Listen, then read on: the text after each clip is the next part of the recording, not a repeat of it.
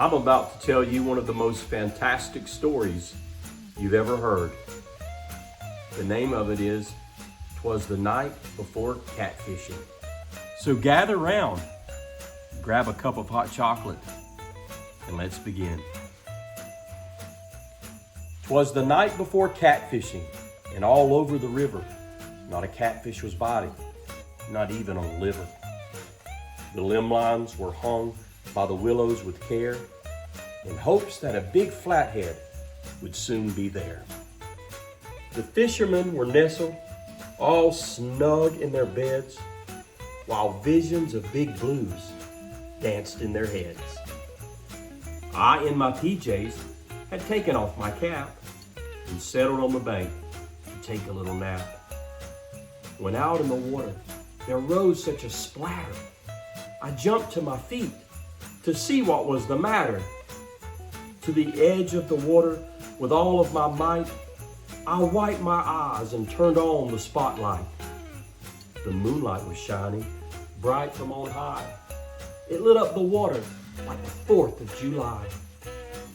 When what to my wondering eyes should appear but a little John boat, not even in gear, with a little old driver and a goofy old smile, I knew in a moment it must be Catfish Kyle. Slow like molasses, his boat passed me by. He yelled toward the bank, and I heard him cry, "Now flatheads, now blues, now channels and bowfin, on bullheads, on bluegill, on brim and redfin. To the high banks, to the deep holes, let's get on our way, let's grab all our poles." He was dressed like a redneck from his head to his feet, and his clothes were all ragged, not at all neat. A bucket of limb lines he had in the front, and he looked like he hadn't bathed in a month.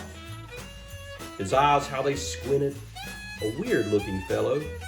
His cheeks were fat, like fluffy marshmallows. The words from his mouth had such a drawl. The hair on his head was sprinkled with salt. The end of a pole he held in his right, and with his left hand he steered through the night.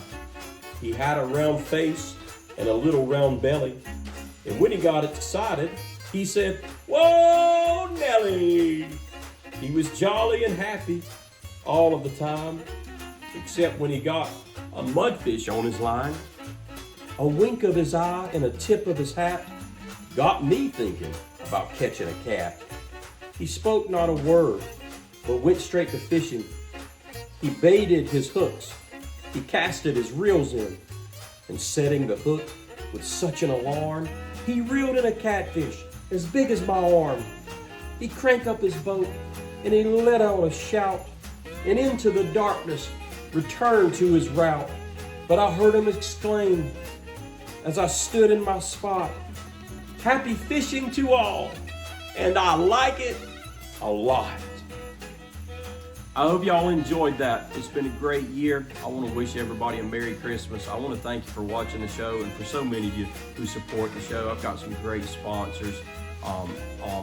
Mike Armstrong Landscaping. What a great blessing they've been to me this past year. I appreciate them. Check them out online if you need some landscaping done down in Florida. Also, so many of you who don't want to be named who've helped. I appreciate you so much. And this year, I really want you to remember what Christmas is all about. And Christmas is the greatest story that we could ever imagine, that God comes to us, sinners, and gives us salvation. What a blessing that is. I'm so grateful that so many years ago, the Lord himself brought me to salvation through faith in the Lord Jesus Christ. And if you don't know him, I hope and pray that this Christmas you'll think about what really matters. God so loved the world that he gave his only begotten Son, that whosoever believes in him should not perish but have everlasting life.